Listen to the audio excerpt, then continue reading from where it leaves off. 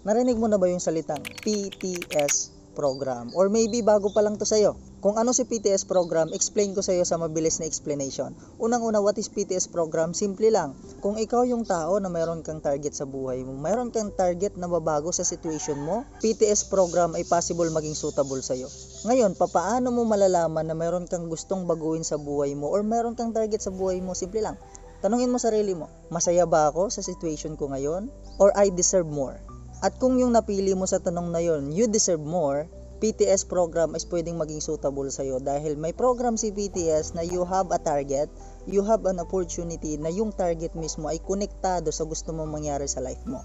Tanong, ilang opportunity na ba yung dumating sa'yo na patuloy mong tinatanggihan? Ilang opportunity na ba yung dumarating sa'yo na patuloy kang natatakot? This is a reminder for you na ilang taon ka nang natatakot, may nabago ba? Maybe this time, pag nilakasan mo yung loob mo, what if may mangyari? What if maging suitable sa'yo to? Simple lang, comment ka ng PTS and then pag-usapan natin paano natin simulan yung journey mo.